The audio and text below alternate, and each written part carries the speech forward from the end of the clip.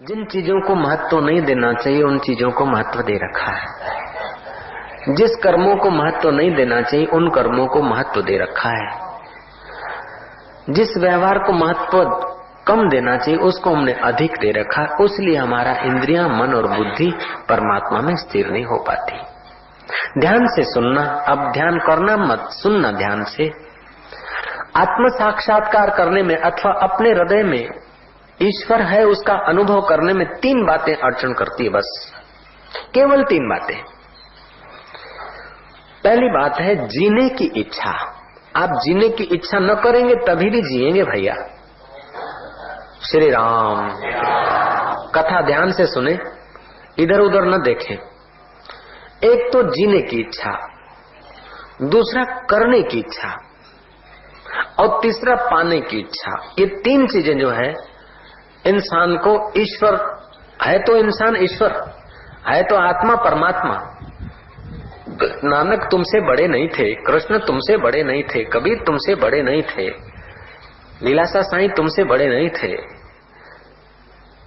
और तुम उनसे छोटे नहीं हो, लेकिन छोटे तुम रह गए और वे बड़े हो गए।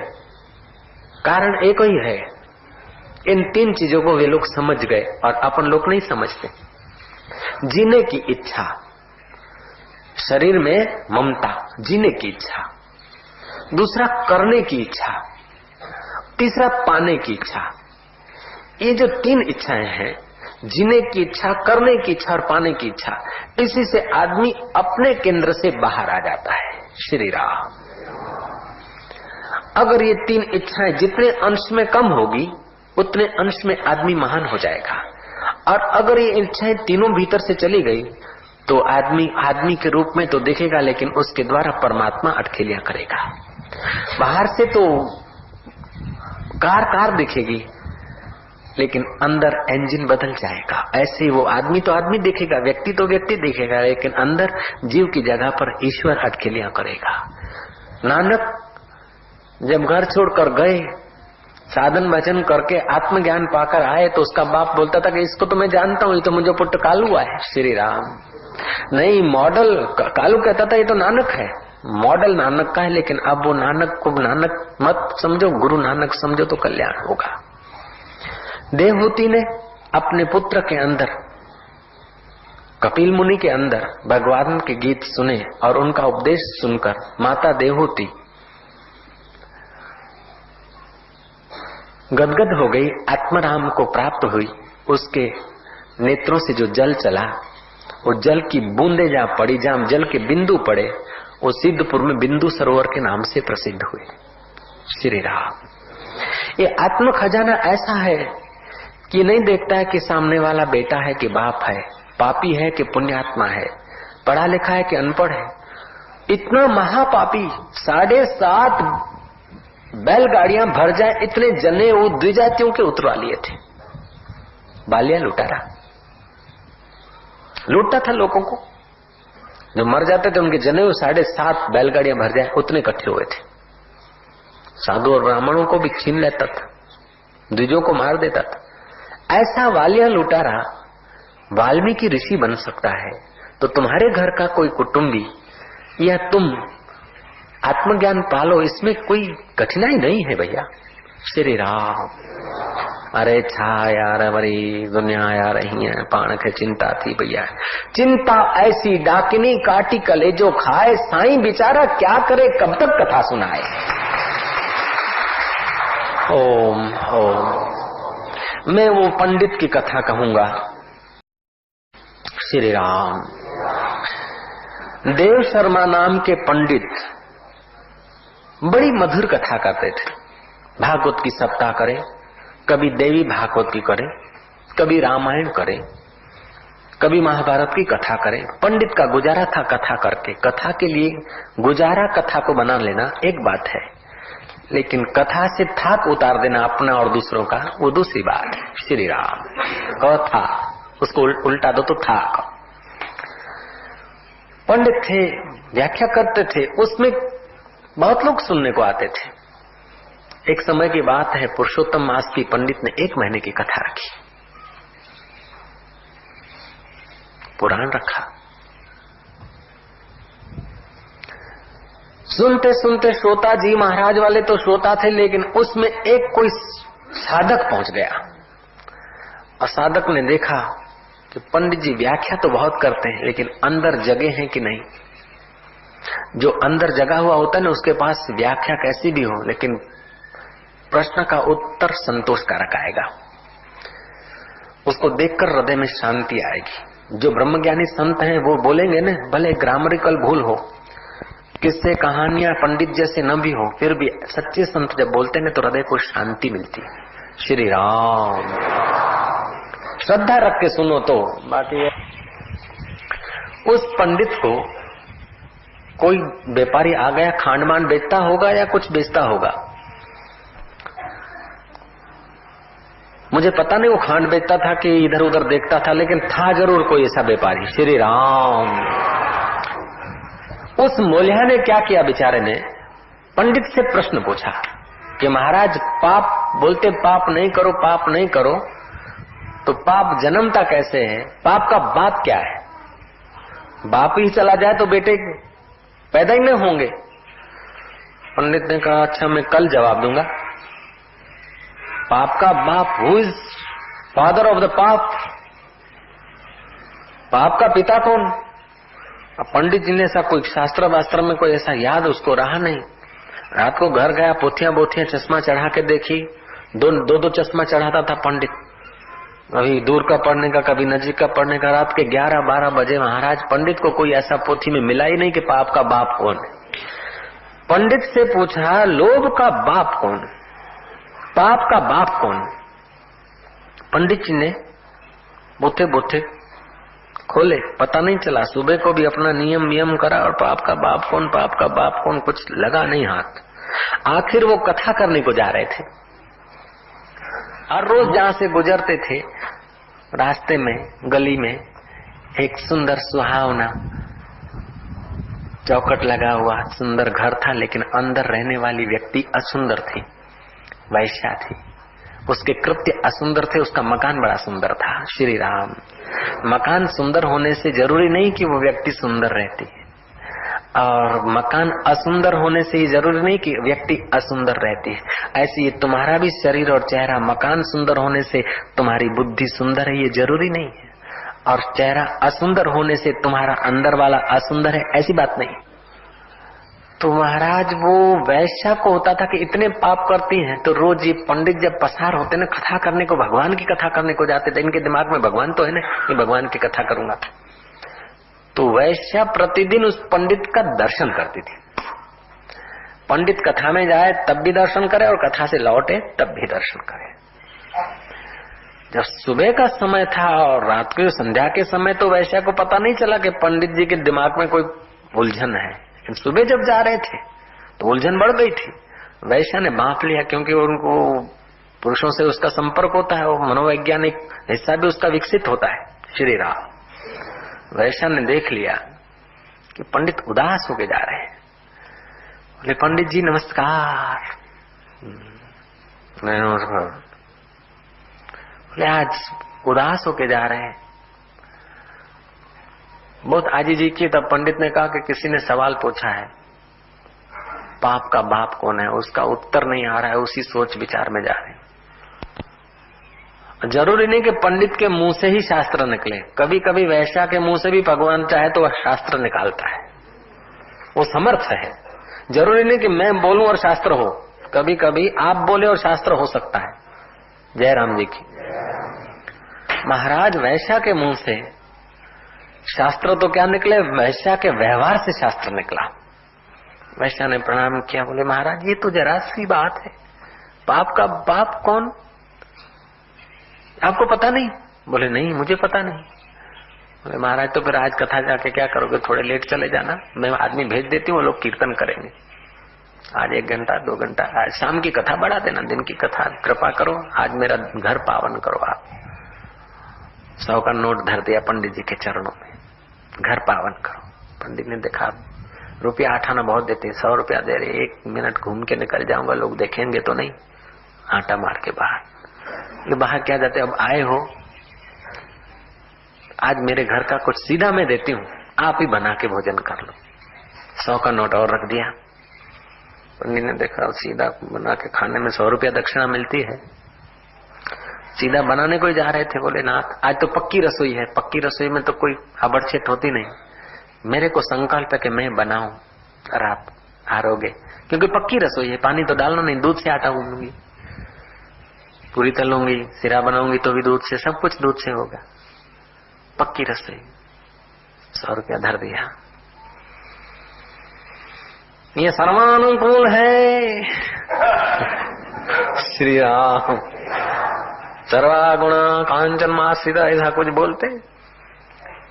महाराज आटा गूंद लिया, ऐसा ने भोजन बनाया। अब बोले पंडित जी मैंने आज तक न जाने कितने पाप कर्म किए और तुम कितने धर्मात्मा आदमी, मेरे घर को पावन किया, मेरी रसोई को पावन कर रहे हो, अब मेरे इन हाथों को पावन करो। मेरी इच्छा है कि अपने हाथ से आपके मुंह में ग्रास रखूं। 100 का नोट धर दिया और ग्रास मुंह में धरने लगी। पंडित ने मुंह खोला, that Tamasha, this is the father of the पाप। ये पाप का बाप ये है लोभ। पंडित हैं, छूते नहीं, ये नहीं करते, ये नहीं करते, किसी के घर नहीं रहते, रसोई नहीं खाते, लेकिन 3 नोटों ने तुम्हारा सब कुछ पोथियों में रख दिया। जयराम जी की ये केवल एक पंडित नहीं, हम लोग दुकान पे बैठ के भी तो पंडित के भाई होते हैं भैया। जो चिंता बढ़ जाती है ना, हमारे पास अनुचित धन आता है। श्री राम, जब बीमारियां बढ़ने लगे तो समझ जाना कि अनुचित धन आया है। चिंता बढ़ने लग जाए तो समझ लेना कि पाप का बाप आया है। ओम ओम। इसलिए नाव में पानी भर जाए तो दोनों हाथ ओले चाहिए, और घर में धन आ जाए तो भी दोनों हाथ से सत्कर्म में लगाई। तो इंद्रियां फिर आपकी संयत रहेगी, मन शांत रहेगा और बुद्धि परमात्मा में स्थिर होगी। श्री राम। धन आता है तो आदमी बेफाम होने लगता है, धन आता है तो आदमी की विलासिता बढ़ जाती है, धन आ जाता है तो आदमी बाहर से तो बलवान दिखता है लेकिन अंदर से खोखला होता जाता है। जितना आदमी धनवान अधिक, उतना अंदर से खोखला अधिक। श्री राम।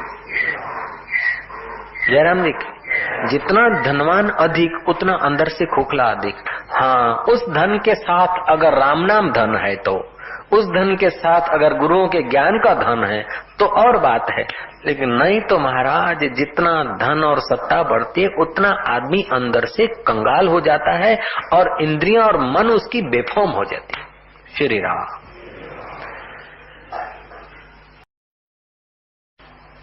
कोवा दरिद्रो, आद्य शंकराचार्य ने एक ग्रंथ में प्रश्न उत्तर किया है। दरिद्र कौन है कि जिसकी विशाल तृष्णा है, जिसकी इच्छाएं ज्यादा है संसार के सुख भोगने की। तो हमको जीने की इच्छा, करने की इच्छा और पाने की इच्छा, ये 3 इच्छाओं ने हमारी इंद्रियों को, मन को और बुद्धि को बहिर्मुख करके दिवाला निकाल दिया है। श्री राम। कृपानाथ, एक काम करिए कि मन को, इंद्रियों को, श्री राम, और बुद्धि को तुम सत्संग के रस से थोड़ा भर दोगे ना, तो जीवन से दुख, चिंता और नरक चला जाएगा।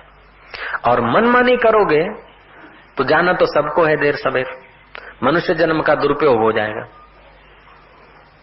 और मनुष्य जन्म का दुरुपयोग हुआ ना तो समझो 84 लाख जन्म, कभी घोड़ा बनेंगे, कभी गधा बनेंगे, कभी पेड़ बनेंगे, कभी कुछ बनेंगे। तो हम लोगों को 84 लाख जन्म भोगना पड़ता है। अब मनुष्य जन्म में एक बात संत की हम सुन नहीं सकते हैं, जब घोड़ा बन गए और हिंटर लगेंगे, गाली पे गाली बरसेगी तब, जब गधा बनेंगे और गाली पे गाली बरसेगी तब, जब खच्चर बनेंगे तब, बैल बनेंगे तब। श्री राम। कबीर जी कहते हैं, सांझ पड़ा दिन आथ मां, दीना चकवी रोए, चलो चकवा वह जाइए जहां दिवस रहन न होए। शाम पड़ी, चिड़िया रो पड़ी कि चलो चकवा वैसी जगह जाएं कि रात ना हो, क्योंकि रात को तुम अलग घोंसले में जाते, मैं अलग जाती।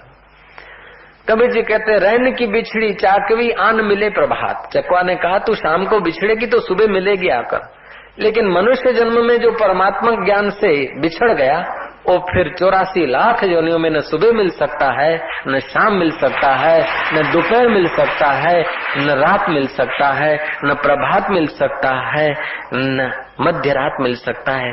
वो फिर एक मनुष्य जन्म है जो अंदर ज्ञान की धारा बैठी है परमात्मा की, उसके साथ मनुष्य मिल सकता है। अगर मनुष्य जन्म गया तो सब कुछ गया। श्री राम।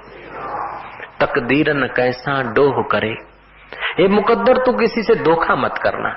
रुपए थोड़े कम कर लेना, कोई हरकत नहीं। कपड़े गहने छीनना है तो छीन लेना, लेकिन सत्संग से किसी को दूर मत करना। श्री राम। रुपए पैसों की एक थप्पी कम कर दे, नौकरी के 1 साल कम कर दे। श्री राम। थाली में आई हुई 2 रोटियां कम कर दे, लेकिन हमारे से हे भगवान सत्संग मत छीनना। सत्संग से वंचित रहना महान पापों का फल है, और सत्संग से करीब आना महान पुण्यों का द्योतक है। इसलिए सत्संग की आधी घड़ी सुमरण वर्ष 50, वर्षा वर्षे एक घड़ी अर्ट फिरे 12 मास। भगवान शंकर पार्वती को कहते हैं उमा संत समागम सम और न लाभ कछुआन, बिनु हरि कृपा उपजय नहीं, गावही वेद पुराण सियावर रामचंद्र की जय। अब आज तक जो हम अपना स्वभाव मान रहे हैं ना, वो वास्तव में आपका स्वभाव नहीं है। हम बोलते स्वभाव नहीं बदलता, તમારો કોઈ સ્વભાવ પડી ગયો છે, બદલાતો નથી। स्वभाव कोई दाड़े बदलाए नहीं। स्वभाव हो तो बदल नहीं सकता। अग्नि का स्वभाव उष्ण है, वो चाहे ब्राह्मण के घर में हो, चाहे चांडाल के घर में हो, चाहे हिमालय में हो,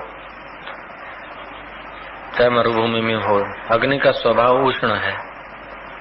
बर्फ का स्वभाव शीतल है, जल का स्वभाव द्रवीभूत है। स्वभाव नहीं बदलता, और अगर स्वभाव नहीं बदलता तो फिर उपदेश की, मंत्र की, अनुष्ठान की या शास्त्रों की आवश्यकता नहीं। अगर स्वभाव बदल नहीं सकता तो फिर उपदेश की जरूरत नहीं है, शास्त्रों की जरूरत नहीं है, आचरण धर्म अनुष्ठान की जरूरत नहीं है।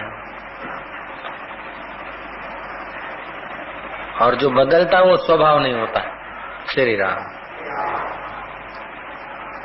जो बदलता है वो स्वभाव नहीं होता। जैसे ब्रह्म का स्वभाव है स्फुरना, ब्रह्म का स्वभाव है सृष्टि को सत्ता देना। अब ब्रह्म का स्वभाव बदलता नहीं है,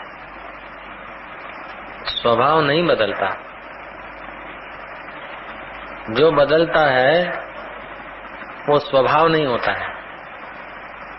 ये बहुत सूक्ष्म बात है, ध्यान से आप सुनने की कृपा करना। स्वभाव बदलता नहीं है, और जो स्वभाव है वो बदला, स्वभाव बदलता नहीं, और जो बदलता है वो स्वभाव होता नहीं।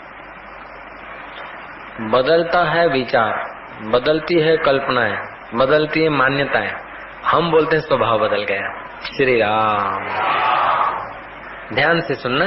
बदलती है मान्यताएं, बदलती है कल्पनाएं, बदलते हैं विचार। हम समझते हैं स्वभाव बदला।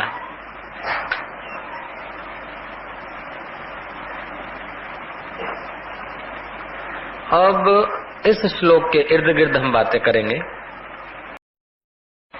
मध्य रात्रि को बिल में से चूहा निकला। शराबी शराब पीकर कुछ दूर बैठे थे।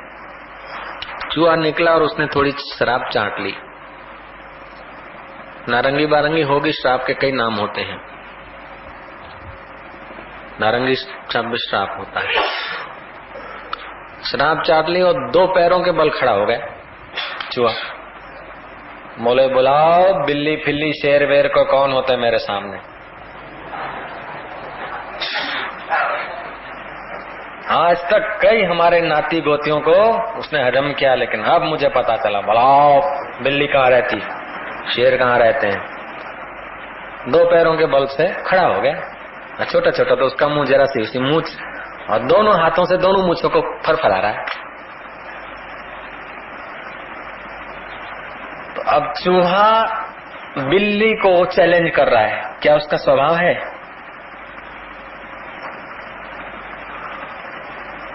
उसकी प्रकृति नहीं है, लेकिन फिर भी बदला तो स्वभाव नहीं बदला, उसकी मान्यता बदली।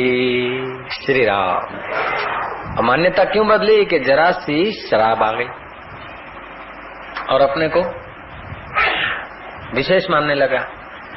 ऐसे ही हम कई चूहों को जानते हैं।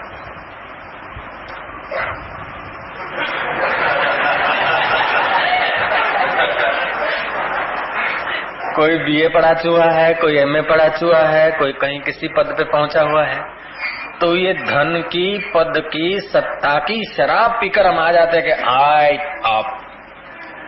तो ये उधारी चीजें हैं। जैसे चूहा ने शराब चाट ली, ऐसे ही हमारे मन ने उधारी बाहर की कोई मान्यता चाट कर और अपना मन आ गया कि आप आई एम समथिंग। लेकिन जब मौत आती है तो फिर देखो कहां जाता है वो स्वभाव नहीं है, मैं कुछ हूँ। ये आपका जो कहना है ना, धन को लेकर मैं कुछ बने, सत्ता को लेकर मैं कुछ बने, सौंदर्य को लेकर आप कुछ बने हैं, मित्र और परिवार को लेकर आप कुछ बने हैं, तो ये आपका स्वभाव नहीं है। नारायण श्री राम। कृपानाथ जी कृपा करना आप लोग। ये आपका स्वभाव नहीं है, ये पराई शराब चाटकर आपके मन की एक वृत्ति है। वृत्तियां बदलती रहती है, स्वभाव उसका साक्षी है। जब डर लगता है तभी वृत्ति शराब नहीं चाटती, लेकिन और कोई कल्पना में फंसी। और जब कोई सत्ता का, धन दौलत का कोई शराब पी लेते हो तो मौत से तो चूहा, बिल्ली से तो चूहा डरता है, लेकिन अभी दो पैर पे खड़ा हो गया है, लेकिन वो लंबा समय नहीं खड़ा रहेगा। क्यों? कि बोतल के सहारे है वो। ऐसे हम लोग भी जो बोतलों के सहारे खड़े हो जाते हैं ना, हम भी जो दो पैर पे के बल पे खड़े हो जाते हैं, सीना फूलते, ये हम कुछ वस्तुओं को अपने में जोड़कर, अपना मन इंद्रियां पदार्थों को देखती है और मन उसके साथ चिपकता है और फिर उसको अपना मानकर और कुछ फूलता है। श्री राम। आपका स्वभाव है कि इंद्रियां और मन अनुकूल चेष्टा करें तब भी आप देख रहे हैं, मिश्रित चेष्टा करें तब भी आप देख रहे हैं, और प्रतिकूल चेष्टा करें तब भी आप देख रहे हैं। आपका स्वभाव है साक्षी स्वभाव। श्री राम। कृपानाथ इस बात को आप अपनी बना लीजिए, मेरी मत रखिए, आपकी बात है ऐसा समझिए। ये आपका स्वभाव आप जान लो। श्री राम। आपका स्वभाव कभी नहीं बदलेगा और बदलने की इच्छा भी नहीं करना। आज तक जो स्वभाव आप मान बैठे हैं वो आपका स्वभाव नहीं है, वो इंद्रियों का स्वभाव है। बीड़ी पिए बिना नहीं रह जाता क्योंकि मेरा स्वभाव पड़ गया। लेकिन फिर उन आदमियों ने बीड़ी छोड़ी, दारू बिना भोजन न मिले तो न मिले लेकिन बोतल मिले, ऐसे आदमियों ने दारू छोड़ दिया, झगड़ा छोड़ दिया। वालिया लुटारा जैसा आदमी, बोले स्वभाव बदल गया। स्वभाव नहीं बदला, उसके मन की वृत्तियां बदली, उसके इंद्रियों की दिशा बदली, उसके बुद्धि के निर्णय बदले, वो तो वही का वही था। श्री राम।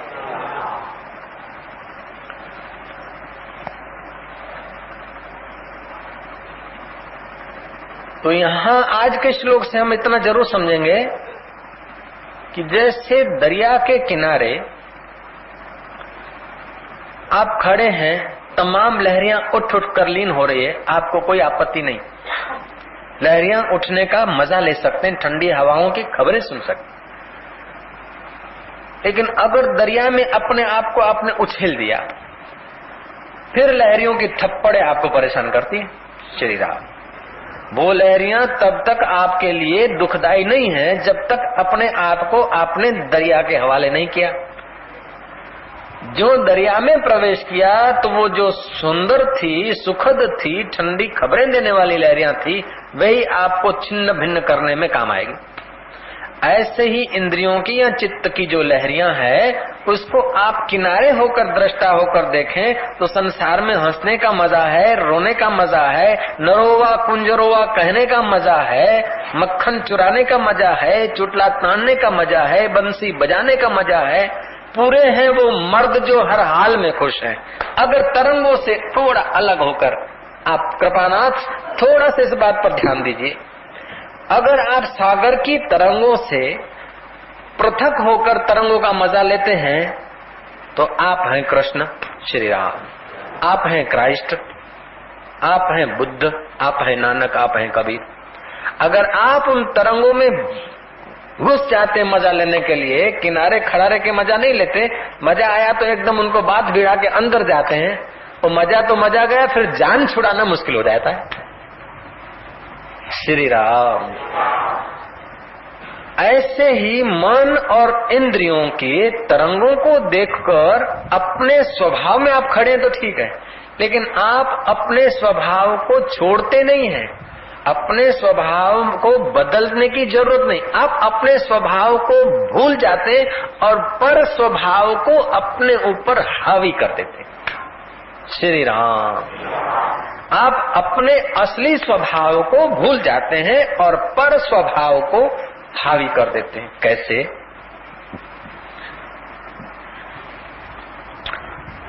जैसे महाराज आप बैठे हैं, सड़क के किनारे आपका फर्स्ट क्लास बंगला है, निकली गाड़ियां, निकली बारात, आप देख के खुश हो रहे हैं, निकले स्कूटर, निकली मोटरें, आप देखने वाले मजा ले रहे हैं। एक दिन बढ़िया बारात निकले और मोटर गाड़ी निकले और दूसरे दिन किसी की आखिरी बारात निकले और बैलगाड़ियां निकले। अब मोटर गाड़ियां देखकर आप खुश होकर उनमें चल बसें और बारात आए तो उसके साथ चल दें, अथवा अर्थी आ जाए तो उसके साथ चिपक के और लकड़ों में अपने को उलझा दें, तो आप जुड़ गए उस दृश्य के साथ। श्री राम। अगर आप अपने घर में हैं और आपको इतनी समझ है कि रास्ता है, सड़क है, यहाँ से सब पसार होने वाला है, बारात भी पसार होती है, अर्थी भी पसार होती है, कार भी पसार होती है, बस भी पसार होती है, स्कूटर भी पसार होती है, बैलगाड़ियां भी पसार होती है, ऑटो रिक्शा भी पसार होती है, पैदल वाले भी पसार होते हैं, कोई सज्जन भी पसार होते हैं, कभी दुर्जन भी पसार होते हैं, क्योंकि ये सड़क है। श्री राम। अब अच्छे आदमी पसार हो तो आप थोड़ी देर के लिए हाँ धन्यवाद, हाँ ठीक है, एक अच्छे पसार हुए तो अपने को अच्छा मानने लगे, और डाकू पसार हुए तो अपने को डाकू मानने लगे, और मुर्दा पसार हुआ तो अपने को मुर्दा मानने लगे, और वर राजा पसार हुआ तो 60 वर्ष का डोहा अपने को वर राजा मानने लग जाए। तो उस आदमी पर जैसे आपको हंसी आती है कृपानाथ, ऐसे ही ज्ञानवानों को तुम्हारे पर हंसी आती है। हाँ करो करो, बराबर है। यस। श्री राम। यतेन्द्रिय मनोबुद्धि मुनि मोक्ष परायण विगत इच्छा भय क्रोध यस सदा मुक्त एव सह। जिसकी इंद्रियां मन और बुद्धि जीती हुई है,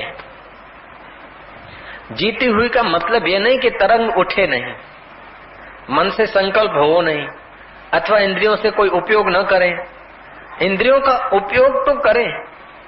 अब एक बात फिर समझें, आप रूम में बैठे हैं और अंदर से कड़ी लगा दी, आप भले 4 घंटे बैठे रहे, आप स्वतंत्र है, आपको दुख नहीं है। आप रूम में गए और किसी ने कुंडा लगा दिया, बाहर से ऑल ड्राफ्ट लगा दिया, कड़ा लगा दिया, भले थोड़ी देर के लिए लगाया, लेकिन किसी ने लगाया तो आप पराधीन हो गए, और आपने लगाया है तो आप स्वाधीन हैं। श्री राम।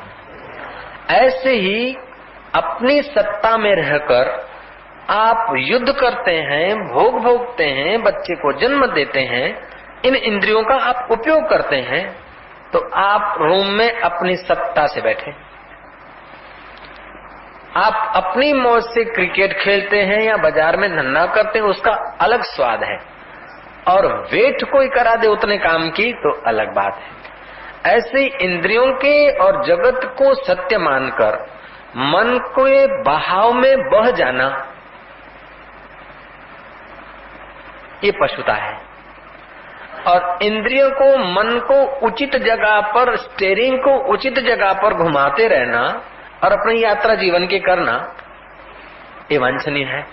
श्री राम, ऐसा नहीं है कि आप भोग भोगते और ज्ञानवान कुछ नहीं करते होंगे। अरे तुमने जो सुख लिया ना वो तो तुम्हारा तो सुख कुछ नहीं, ज्ञानी को तो ऐसे ऐसे सुख के प्रलोभन आते हैं कि उसके आगे आपका तो कुछ नहीं है।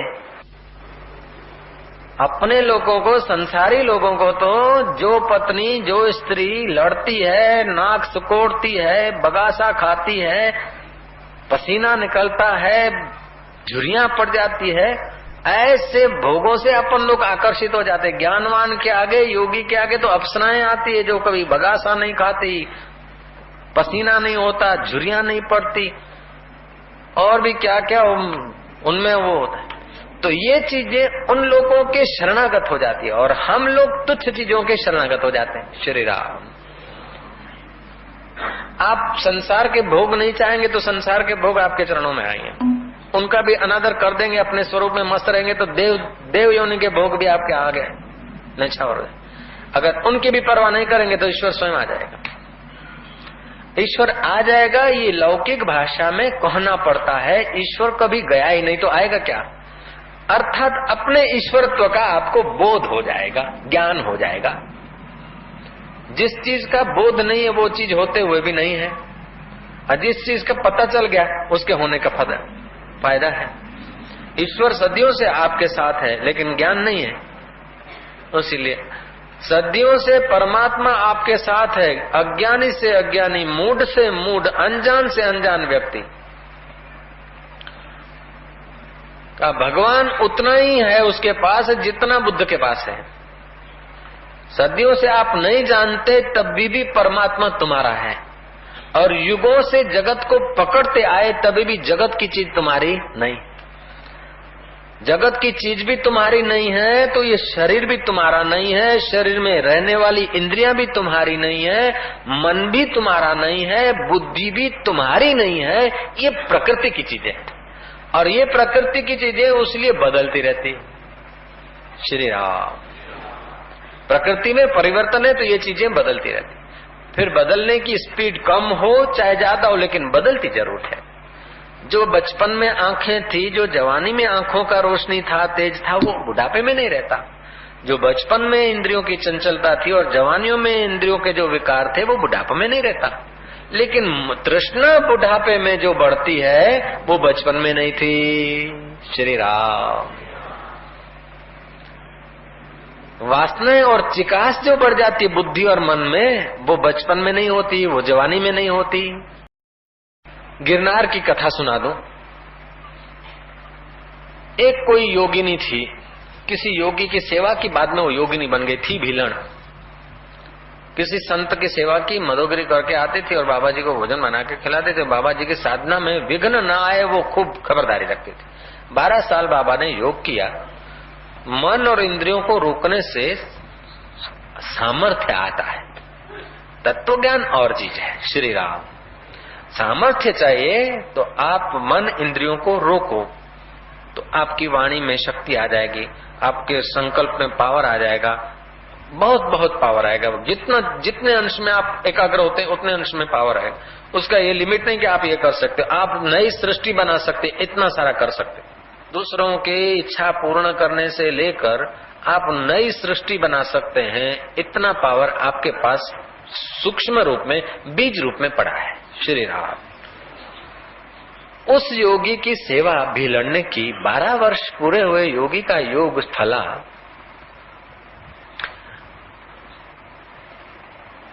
रामायण में भी एक कथा आती है कि जब हनुमान जी और सुग्रीव सीता जी को खोजने गए तो भूख और प्यास से व्याकुल हुए। हनुमान जी वृक्ष पर चढ़ गए, नजर डाली किसी गुफा में पक्षी आते जाते हैं। पक्षियों की आन जान देखकर हनुमान जी ने अनुमान लगाया कि वहां पानी जरूर होगा।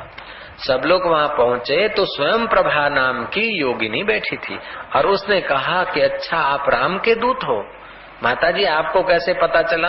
कि मेरे को कहा गया था कि राम के दूत जब सीता जी की खोज करते करते तुम्हारी गुफा पे पहुंचेंगे तब समझ लेना कि तुम्हारी तपस्या पूरी हो गई। तो आज मुझे लगता है कि अब मेरी तपस्या, मेरी साधना पूरी हो गई। और सीता जी को आंख खोलकर खोजते हो कि आंख बंद करके खोजते हो? अंगद को क्रोध आ गया कि ये क्या हमारी मस्करी कर। स्वयं प्रभा ने कहा, अंगद गुस्सा मत करो, मैं सही कहती हूँ, सीता को खोजना है तो आंख खोलकर नहीं खोजना, आंख बंद करके खोजना।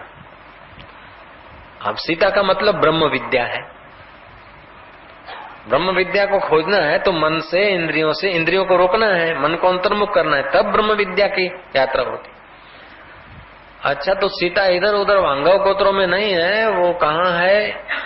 तो है समुद्र पार। अब समुद्र तक तुम नहीं जा पाओगे, तुम आंख खोलो, मैं तुमको वहां पहुंचा देती हूँ। तो स्वयं प्रभा लड़की में इतना प्रभाव था कि हनुमान जी जैसे को वो सहयोगी हो गई। अंगद जैसे को, जो भगवान के दूत हैं, भगवान के आशीर्वाद लेके आए, उनको भी, उन पर भी कृपा करने का सामर्थ्य उस लड़की में था। आंखें बंद कराए और ठांडे सकल सिंधु के तीरा, रामायण में आता है, सब सिंधु के तीर पहुंच गए। और फिर संपाति गिद्ध खाने को आया, ये बात रामायण का प्रसंग चल जाता है। तो मानना पड़ेगा कि योग में शक्ति है, सामर्थ्य है। ऐसे ही उस गिरनार के योगी में शक्ति थी। वो जब अपनी सिद्धाई का अनुभव करके वो जगह छोड़ के जा रहा था तो महिला ने, उस भीलड़ ने प्रणाम करके कहा कि गुरु महाराज, आप बाल की मौतें दिया करो, ये बच्चे के ऊपर भी दया करो। बोले क्या चाहिए? कि बस जो आपको अच्छा लगे। अच्छा तो योग है। मजे की बात है, जिस आदमी को जो चीज अच्छी लगती है वो दूसरे को वही चीज देना चाहता है प्रेम में आकर।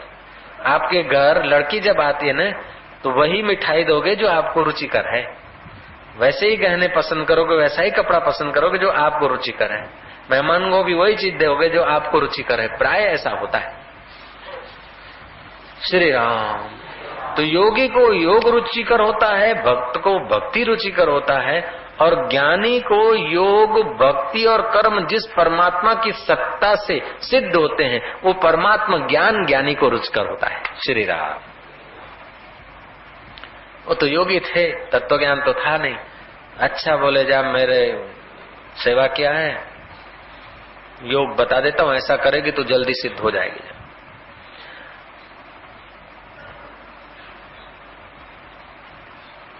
गाय को जितना दूध बनाने में परिश्रम पड़ता है ना, उतना बछड़े को दूध पीने में परिश्रम नहीं होता है, उसको तैयार मिलता है। ऐसे उस योगी को सिद्ध होने में मेहनत लगी, लेकिन अब इसके संकल्प के बल से भीलड़ सिद्धि के तरफ एकदम सपाटे पर जल्दी गई। और जो चीज बिना आयास के मिल जाती है उसकी बहुमूल्यता का पता नहीं चलता है। श्री राम। योग वशिष्ठ में कथा आती है कि ब्राह्मण चिंतामणि खोजने को निकला, थोड़े से आयास से उसको चिंतामणि मिल गई। उस मूर्ख ने सोचा कि ये चिंतामणि कैसे हो सकती है, फेंक दी। फिर वर्षों तक खान में परिश्रम किया, तब एक चमकता हुआ कांच का टुकड़ा उसको मिला और वो घर ले आया चिंतामणि समझ के। घर में जो कुछ था उसका भी उसने खुशी खुशी में भंडारा कर दिया और चिंतामणि के आगे चिंतन करने लगा, अब ये दो तो ढपोल शंख, कुछ मिले नहीं। तो हे राम जी, तुम भी ऐसे नहीं करना, ये तत्व ज्ञान बिना आयास के मैं तुम्हें प्रदान करता हूं, तो तुम भी उस ब्राह्मण मूर्ख की नाई इसका अनादर मत करना। ऐसा कहकर फिर वशिष्ठ जी तत्व ज्ञान का अमृत पान कराते। श्री राम। योगी ने नहीं कहा होगा योगिनी को, योगी ने सिखाया और अपनी संप्रेक्षण शक्ति बरसा दी। जैसे गुरु महाराज ध्यान लगाते थे, पद्मासन पे बैठते थे, एकाग्र दृष्टि रखते थे। अब साइंस के दृष्टि से देखा जाए कि भ्रूमध्य आंख रखने से 45 का काटखूण बनता है। इससे चित्त की वृत्तियां उठना कम होती है। मुंह बंद करके जिह्वा को न ऊपर न नीचे बीच में ठहरा दे और उसकी निगरानी रखने से भी मन उसमें स्थिर होता है। अमुक शरीर में ऐसी नाड़ियां हैं, उनको स्पर्श करके बैठे रहने से भी चंचलता कम होती है। अमुक कुछ ऐसे आसन हैं जिससे काम विकार आदि कंट्रोल में आते हैं। ऐसे भी आसन और जप हैं, युक्ति से मुक्ति होती है। जैसे कुंजी ठीक हो तो ताला फट से खुले, नहीं तो बहुत मेहनत करनी पड़ती है। ऐसे ही अंदर भी खजाना है, कौन सा खजाना खोलना है, उस प्रकार की कुंजी जो गुरु जानते हैं, उस कुंजी को शिष्य को दे दें और शिष्य उसको ठीक आजमावे तो उसको खजाना मिल जाता है। श्री राम। इसीलिए गुरुओं की आवश्यकता पड़ती है। तभी नानक ने कहा, संत जना मिल हर जस गाइए। अम्बे मात की जय करके यहाँ से अंबाजी गए, अंबाजी से फिर क्या किया कि बीड़ी फूके और मेला में घूम के आए। क्या गया कि मां जान दर्शन कर आया। जय श्री कृष्ण। ये मनमुक्ता से नहीं जाने की अपेक्षा जाने वालों को धन्यवाद, लेकिन गए तो अपने मन के चक्कर में रहते रहते गए और रहते रहते आए। श्री राम। तो गुरु महाराज ने कोई कुंजी दे दी। अब वो ध्यान करने लगी तो इंद्रियां उसकी वश होने लगी। अब इंद्रियां वश होती है ना, मन भी वश होता है, मन वश होता है तो इंद्रियां वश होती है, अरस परस मिले हुए। महाराज फिर भूख तो लगती है जब उठता है आदमी, तो भिक्षा करने को जाते थे। कुछ दिन बीते तो इसके मन में लगा कि अब भिक्षा करने को मेरे को अब जाने की क्या जरूरत है अब तो। और आप भी साधना करेंगे तो आपको महसूस होगा कि आप जो चाहेंगे संकल्प ऐसा हो जाएगा। आपका रणकार कभी कभी आपको आता है। आप जब ऑफिस जाते हैं या कोई टिकट लेने जाते हैं, कोई काम में जाते हैं, तो अंदर का रणकार हकारात्मक होता है और बाहर की परिस्थिति नकारात्मक होती है, तभी भी हकार हो जाता है। और बाहर की परिस्थिति हकारात्मक दिखती है और अंदर से नकारा होता है तो आप देखते हैं कि नकारात्मक हो जाता है। ये आप अगर निगरानी रखें अपने व्यवहार में, तभी भी ये आंतरिक जगत का प्रभाव बाह्य जगत पर पड़ता है। श्री राम। बाह्य जगत परछाई मात्र है। पहले आदमी भीतर गिरता है तब बाहर गिरता है, और पहले आदमी भीतर उठता है तब बाहर उठता है। महात्मा लोग पूजे जाते, वंदनीय हो जाते, वो ऊपर भीतर से ऊपर उठे हैं, उसलिए कैसी भी परिस्थिति में चले जाते तो उनके लिए वातावरण अनुकूल हो जाता है। और प्रतिकूल हो तो भीतर से गिरते नहीं, तब तक वो प्रतिकूलता उन पर असर नहीं करती। श्री राम। आदमी पहले भीतर गिरता है, बाद में बाहर गिरता है। पहले भीतर से उठता है, फिर बाहर से उठता है। श्री राम।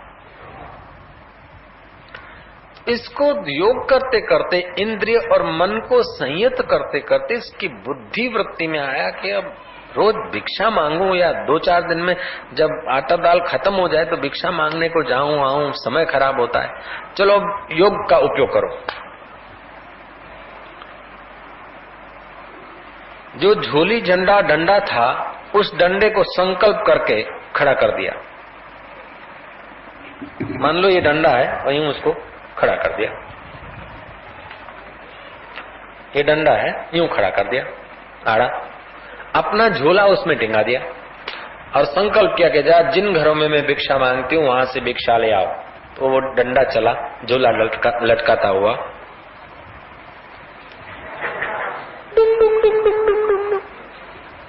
योगिनी को हुआ क्या, जब महाराज वो डंडे में झोला लटका और भिक्षा जिन घरों में मांगती उन घरों में तो पहुंचा, तो ये तो योगिनी का, माता दी का।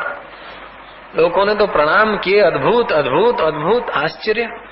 भिक्षा डाली और डंडा चला गिरनार की गुफा में। बात फैल गई बिजली की तरह और राजा के कानों तक बात पहुंची। राजा ने देखा कि इतनी समर्थ योगिनी। अब उसको पता नहीं इसके गुरुओं के गुरु कई चले गए साधना करके, किसी को भार तक नहीं दी, अधूरा घड़ा खूब छलकाया। और समाज का बड़े में बड़ा ये दोष है कि समाज एडवर्टाइज का इतना, आजकल तो अखबार और टीवी समाज का गुरु हो गया। किसी हल्के से हल्के आदमी की टीवी में और अखबार में प्रशंसा हो जाए, कहीं पहुंच जाएगा। और बड़े से बड़े किसी संत पुरुष को अगर टीवी और अखबार पीछे पड़े आदू खाके, तो लोग पत्थरबाजी करने लगेंगे उस संत पर। इतने अखबारों ने और टीवियों ने लोगों का माइंड मचल के जेब में रख दिया। मैं सत्य कहता हूं। श्री राम। अच्छे से अच्छे विनोबा जी को लाओ, गांधी जी को लाओ, अगर कुप्रचार डट के करो तो अभी गांधी जी के ऊपर जो लोग फूल चढ़ाते ना, कुछ का कुछ करने लगे। राम जी के लिए लोग अर्थी निकाल के जलाने लग गए, राम जी का कुप्रचार हुआ तो। मर्दरास आदि इन इलाकों में रामायण को जलाने लग गए ना, तो आदमी की अपना उपला माल यूज नहीं करते, जो भी आए भाड़े ले ले चाहे फ्री वापरे, लेकिन रोटी अपनी खाते, माल दूसरे लोग वापरते उनका। आज के मानवी की ये हालत है। मैं सही कह रहा हूं? आदमी का इतना अपनी बुद्धि पर, अपने मन पर इतना विकास नहीं अपनी बुद्धि का कि क्या सत्य है, क्या सही है, क्या गलत है, बस प्रचार के शिकार बन जाते हैं।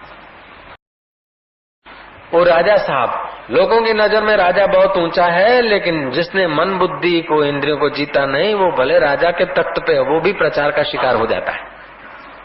कुप्रचार का भी शिकार हो जाएगा, सुप्रचार का भी। महाराज उसका प्रचार हुआ तो माइक, वो राजा के हृदय में श्रद्धा आ गई।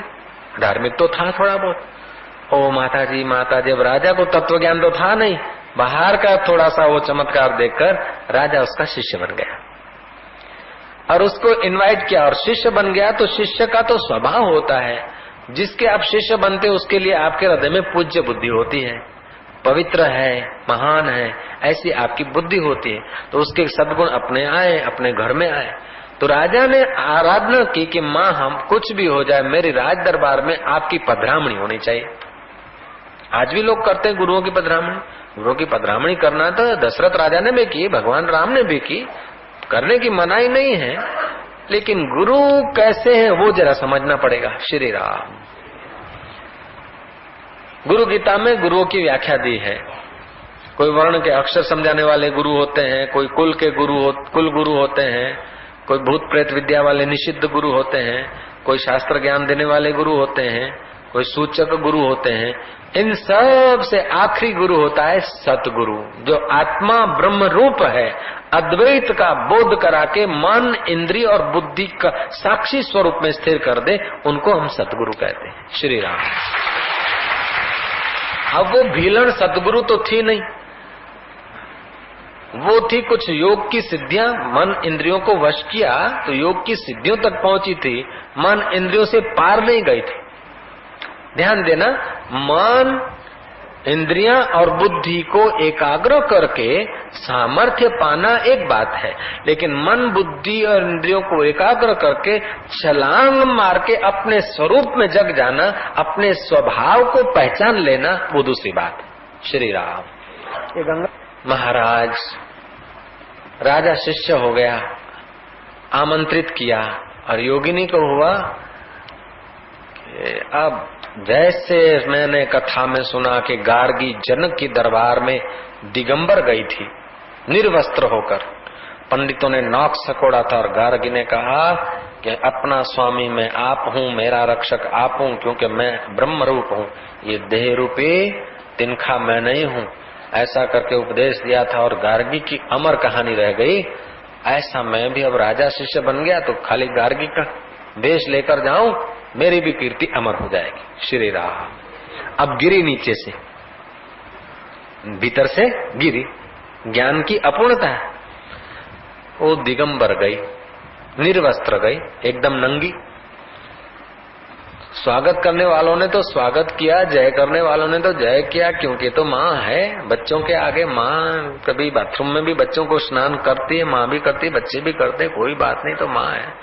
लेकिन जो विदुषी थी, किसी वजीर की पत्नी, उसने देखा कि भले ये माँ है, योगिनी है, भगवती है, जब समाज में आती है तो बड़े बड़े अच्छे संत जो कोपिन पहनते हैं, उन संतों को भी चादर ओढ़ लेनी पड़ती, तो ये स्त्री होकर एकदम सारा शरीर दिगंबर, ये और फिर धर्म के स्थान पर।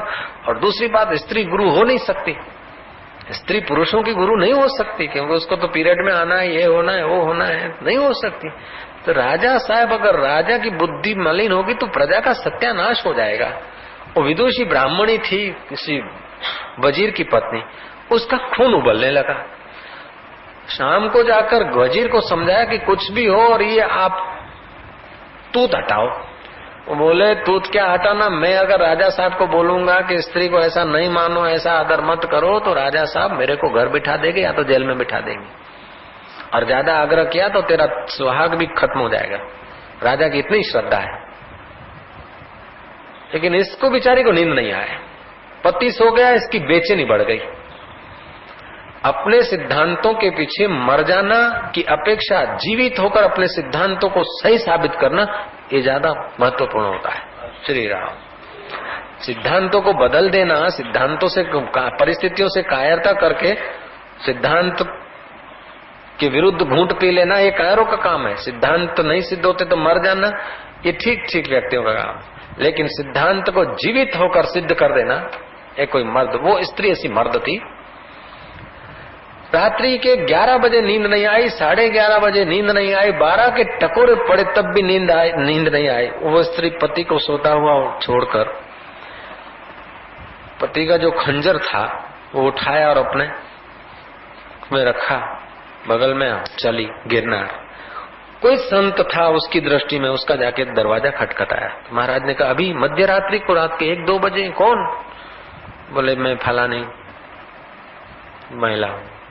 इस समय कैसे आई? अबला स्त्री। बोले महाराज मैं अपना रक्षक आप ले आई हूँ, मेरे शील की रक्षा करने के लिए मैं पति का हथियार ले आई हूँ। लेकिन अभी क्यों आई बेटी? महाराज वो जो योगिनी रहती है ना वो नंगी आई थी आज, और मेरा बस नींद नहीं आती, मेरा खून उबल रहा है। ये नंगी ना आए, कपड़े पहन के आए, राजा इसका शिष्य बन जाए, पुत्र बन जाए, सारी दुनिया इसकी शिष्य बन जाए, मेरा उससे विरोध नहीं, लेकिन धर्म की हानि हो रही। धर्म के लिए तो लोगों ने प्राण तक दे दिए। महाराज कृपा करके धर्म विरुद्ध जो चेष्टा हो रही है इसको थामना है। आखिर तू क्या चाहती कि बस एक कपड़ा पहन के आए? बस ने कपड़ा पहरे એટલું જ ને કે હા કે જા कपड़ा पहर से तू जा।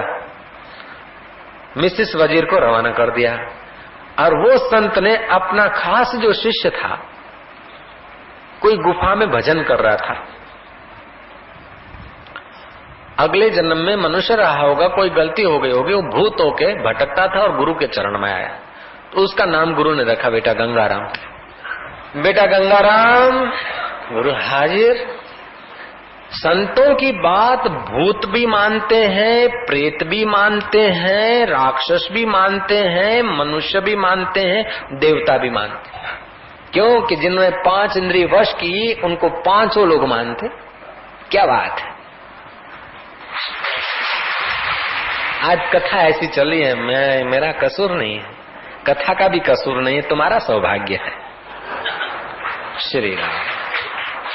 बेटा गंगाराम जी गुरु, बेटे देख वो योगिनी है ना, उसके पेट में घुस जा और सुबह सुबह वो 8-9 महीने का बच्चा अंदर घूम रहा है ऐसा उसको महसूस करा दे, और जब तक मैं नहीं बुलाऊं तब तक बाहर मत आना।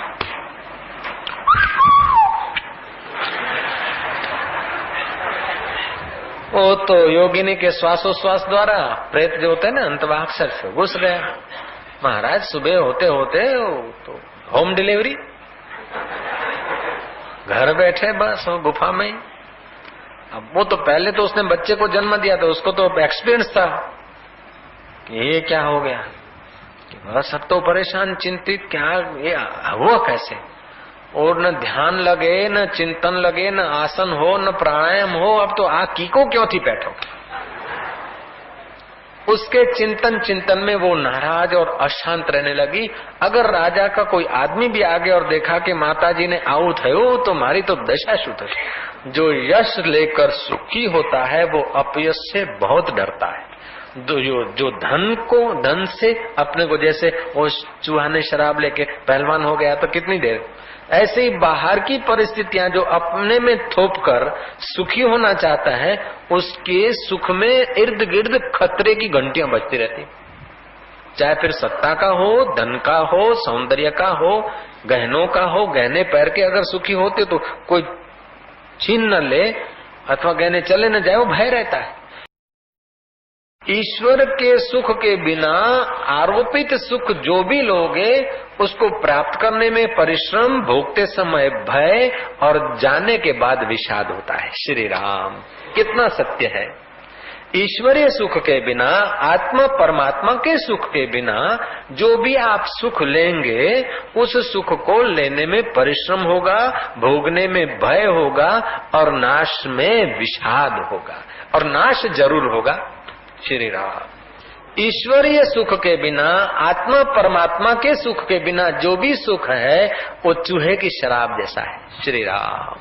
तो आप इंद्रियों में न रहिए अन्नदाता, मन में मत रहिए, बुद्धि में मत रहिए, लेकिन इंद्रियों को, मन को और बुद्धि को जो सत्ता देता है वो तुम्हारा असली स्वभाव है। आप अपने आप में रहिए। श्री राम। लेकिन ये अवस्था है, स्वभाव नहीं। ध्यान देना, अवस्था चित्त की होती है, अवस्था मन की होती है, अवस्था बुद्धि की होती है, अवस्था शरीर की होती है। परमात्मा की कोई अवस्था नहीं, परमात्मा परमात्मा ही है। श्री राम। तो गुरुजी ध्यान नहीं लगता, गुरुजी जप नहीं होता तो ये चित्त की अवस्था है। और जप होता है, ध्यान होता है, तो जप ध्यान हुआ तो खुश, नहीं हुआ तो दुखी। तो दुख को भी तुम जान रहे हो, दुख को जानकर दुख से पृथक हो जाओ। ओहो, मौका मिल गया, दुख को धन्यवाद, जप न होने को भी धन्यवाद। तेरे फूलों से भी प्यार, तेरे कांटों से भी क्या प्यार। फूल और कांटे अर्थात सुख और दुख ये आ रहे हैं और जा रहे हैं, उसको मैं देख रहा हूं, ऐसा करके अपने स्वभाव में आ जाए। ये पर स्वभाव है। स्वधर्मे निधनम श्रेयम पर धर्म भयावह। ये इंद्रियों का, मन का ये पर धर्म है, उसमें मिलना भय वाला है। और अपने स्वरूप में मर जाना भी तो अच्छा है, स्वधर्म में मर जाना भी अच्छा है। महाराज वो विकसित तो ही कौन? योगी ने, वजीर ने, महात्मा ने मिसिस वजीर को आदमी भेजा कि 2-5 गुप्तचर भेज दें, ये योगिनी कहीं आप घात न कर ले।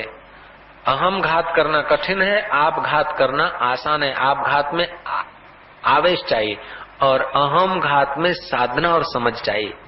श्री राम। रात्रि के 12 बजे का समय हुआ होगा, अपने को पत्थर बांध के धड़ाक धूम करके देह का अंत ला दूं, क्योंकि अगर ये मैंने 8 दिन 15 दिन में अगर ये कीका आ गया बाहर तो मेरी क्या हालत होगी, इससे मैं मर जाऊं। ऐसा संकल्प करके आपघात करने को जब गई तो अनगुप्तचर रखे थे, सीआईडी रखे थे, उन्होंने हाथ पकड़ लिया, क्या करती है, और गुरुजी को बुलाया। गुरुजी आए, बोले क्या करती है योगिनी? रोई खूब। बेटा क्यों रोती है? दुखी आदमी को कोई बेटा या पुत्र या कोई भाव से आश्वासन देता है ना, तो दबा हुआ दुख उसका बाहर आ जाता है। सहानुभूति के वचन सुनकर संत का हृदय तो करुणा से भरा था। गुप्तचरों को हटा दिया, बोले बेटा बोल क्या हुआ, कैसे? बोले बाप जी मैं तो कोई पाप किया नहीं, ऐसा क्या नहीं, मेरे को तो बड़े बड़े राजे महाराजे मेरे शिष्य, और मेरे को क्या पता क्या पाप बढ़ गया है कि हो गया है। मैं तो 2 बच्चों को जन्म दे आई थी, मेरे को पता है बाप जी, मेरे चेस्ट बेस्ट ये वो सब जो कुछ प्रक्रिया होती, जो प्रोसेस होता है शरीर में, वो सब मुझे पता है। अभी अठवाडिये में हो जाए कि 5 दिन में हो जाए कि पखवाड़ी में हो, लेकिन छोकरा हो जाएगा मेरे को, बालक थशे। પણ આ થયું કેવી રીતે કે બાપજી હું मैं गई थी जरा पधरामणी में, बस उस रात को मेरे को कुछ हो गया। तो बोले तू कपड़ा पहरीने गई थी कि ना बाप जी जरा हूँ गार्गी नहीं जेम गई। करुणा और बाहर डांट सिर नागी तारी पास योग टपक्यू है, तेरे पास ही योग आया, दूसरों के पास योग नहीं है, तारी पास सामर्थ्य आई मोटो ढगलो थयो तो नागी थे नेडी थी गार्गी नहीं कॉपी करने। नकल में अकल चाहिए, नहीं तो शक्ल बदल जाती है। ले हवे खा। बापजी पण मैं पाप कर्યું નથી, પણ જો તું નાગી ગઈને ભૂલ કરીને કે હા બાપજી ભૂલ, હવે બોલ નાગી થઈને જઈશ? मैं नहीं जाऊं। कपड़ा पहरीश के बापजी 4 ओढ़ीश, 4 पेटीकोट ऊपर ने ऊपर थी चादर ओढ़ीश। बोल હવે नागी तो नहीं जाएगी, नंगी तो नहीं जाएगी? बोले नहीं। कपड़ा पहरेगी कि हाँ पहरेगे कपड़ा के? जरूर पहरूंगा। नागी तो नहीं जाएगी? नहीं। बोले बेटा गंगाराम वापस आ जा। ओ गंगाराम वापस आ गया। गंगाराम तो चला गया, अदृश्य था वो, तो सूक्ष्म शरीर में भूत के देह में था बेचारा, तो चला गया। देखता है एकदम नेशनल हाईवे हो गया।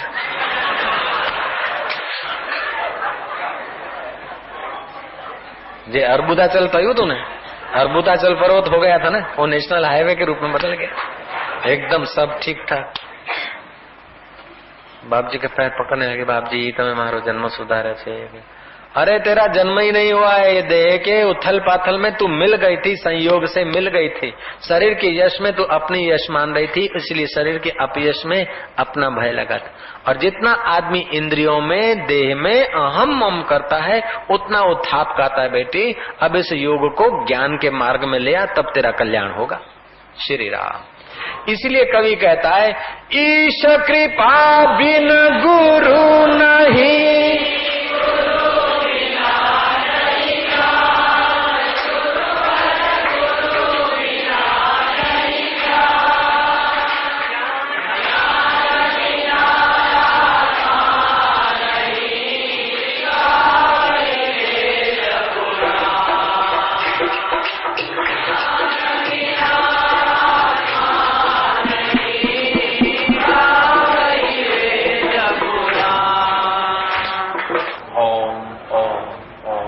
अपनी समझ इंसान को जब तक आती नहीं, दिल की परेशानी तब तक दुनिया से जाती नहीं।